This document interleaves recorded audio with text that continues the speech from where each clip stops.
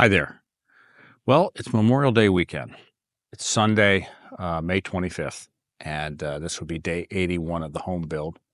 And we're here mostly just to relax for the weekend. It's been a rather stressful couple of weeks over the past few weeks. It's just been things that have happened with the build, things that have happened in our lives that have just made it a little bit harder than normal. But it's all good. We're here and we're just in our place that we want to be, which is in our forest property, and wanted to just take a minute and kind of talk about something that we touched on in a very recent episode. In fact, it was shot just 2 weeks ago, and the thumbnail on that episode says, "Let's talk about schedule." And things have gotten a little off track with our schedule. And if you go back and watch that video, you'll see that I talked about several items that were challenging. And not any of those items were under my control. So today I just wanted to kind of recap and say, okay, from 2 weeks ago till now, where are we on all of those issues? And let's start with concrete, because a couple weeks ago, almost 3 weeks ago, we were originally scheduled to pour the front porch, the back porch, and the garage slabs. And it's just rained so much over these last 3 weeks that they had it all framed up on May 7th. Again, today's May 25th. They were going to pour it on May 9th. Then they tried to pour it again on May 12th. Here we are, May 26th or 25, and it's not poured yet. And why? Well, mostly because the site conditions were just too wet and muddy. And also, though, it rained. I mean, you can't pour concrete, flat concrete at least, in the rain and expect to get a good finish. It'll ruin the finish. So the rain has just been very, very challenging. And when it didn't rain, the contractors and the concrete suppliers were so busy taking care of other projects that we just couldn't get it in. And even if we could have, the site wasn't ready for it. So where are we now with those issues? Well, there's really no significant rain in the forecast. That's good. Number two, the excavator came back almost a week ago, and he laid down 4 triaxle loads of shale and spread it out. And that shale has done a really nice job of forming a good base for the concrete trucks to get back to the back porch to pour that slab. So we're scheduled. Yeah, we are scheduled for Tuesday. And that would be Tuesday the 27th. So yeah, that's pretty good, because that was nearly a 3-week delay on those concrete slabs. That played a huge part in not being able to finish the exterior parts of the house, namely the porches. Without those concrete slabs in, we weren't able to pour the porches. And so the framer, who's also doing my siding and did my roofing, he hasn't been on the job for nearly 2 weeks, and there's nothing for him to do. He can't do anything until those slabs get put in. And it's been raining, of course. There's a good bit of work to do there as well. We also had some material delays. The last time we talked about schedule, we were waiting on Douglas fir. Douglas fir beams in particular, the right sized beams to be able to build the back porch and the front porch. And good news on that front, they are now on site. They've been delivered. We have the right material and it's here. So that is awesome. We're ready to build those porches whenever the slabs get poured. That's very good news. The other big material delay was that we had a date of June 5th delivery for the stairs from the first floor to the second floor. And over the course of the last 2 weeks, I've done my darndest to try to get that expedited, and I just haven't been able to move the needle on that. For whatever reason, those stairs are back ordered, and they are not coming until June 5th. So that's just not, I can't do anything about that. So we're going to wait till June 5th to get those stairs before we can put them in.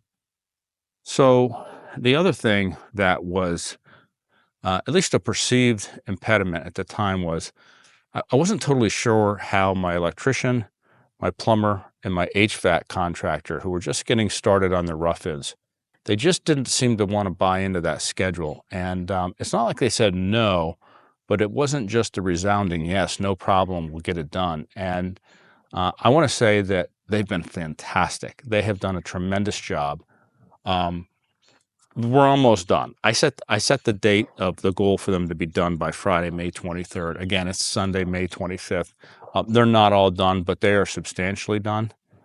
So that's good news. And the remainder of their rough-in that needs to be done will be, done by Wednesday of this week, which leads us to Thursday. Thursday, we have a framing and rough-in inspection scheduled. And that's going to be Thursday, the 28th.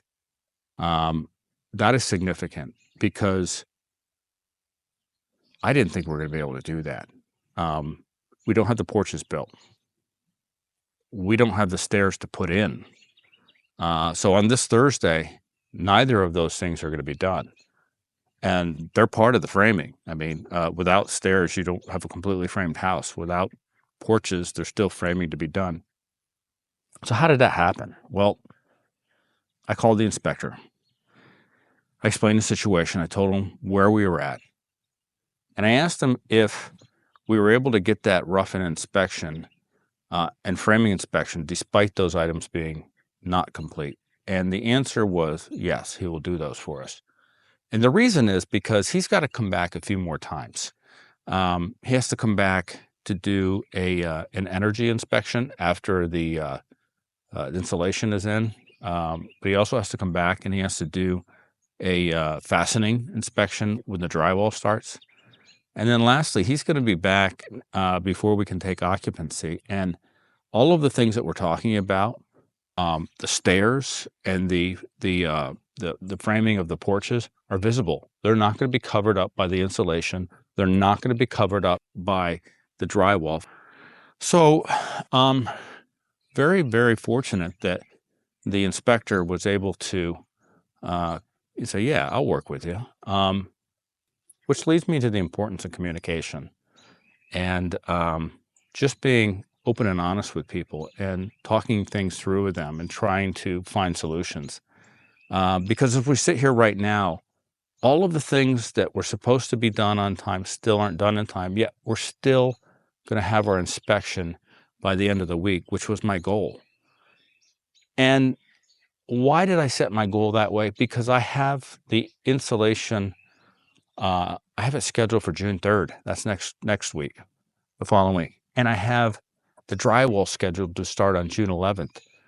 And if those would have slipped, then my project would have slipped. But even though all of these things weren't done on time, it's not going to derail my schedule. Some of those items that we're talking about are going to be later than I thought, but they're not going to affect the overall completion date. So just feel really good about that. And I know that in life, we always are up against things. I always like to look at it as sometimes we can completely control things, but most of the time, with most items in our life, we have a fair amount of control over them. And there are things that we have absolutely no control over, like the weather. There's just absolutely no control. But then there are those things that are in the middle that maybe we don't have control of them, but perhaps we can influence them. And how do you influence those things to create a favorable situation? It's a matter of just like digging in and looking at it and saying, okay, this is what we plan to do, but that's not going to work. So what could our plan C be, or our plan B? I'm sorry. What would plan B be? And if plan B doesn't work, what's plan C or D? Which leads me back to the importance of planning. One could argue, one that doesn't like the plan, of course, that plans don't matter because they all fall apart for things that we can't control. So what's the point? Well, I would argue that yes, plans do get derailed, but by having a plan, you have a pathway and you know how you're going to get there, and then it just doesn't happen. And so you have to take a different route. Kind of like when you run into a traffic situation on your way to work and you had a plan how to get to work, but that's not gonna be successful on that day. So you come up with a different plan. It's no different with a construction schedule. You have a plan. And if you have a plan, you just have to reassemble those things and figure out how to get them right. And that's what we did in this case. So feeling pretty good about where we sit today on day 81, knowing that we still have that shot of getting in and being ready by the middle of August. And that's just fantastic. So thank you for watching. Thank you for coming back to the channel.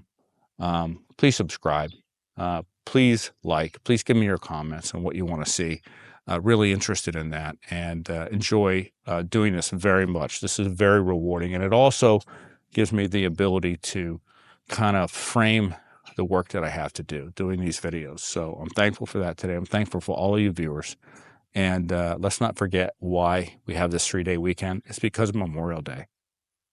A lot of good men and women have laid down their life for this country, and we can't forget that. So don't forget this in this Memorial Day.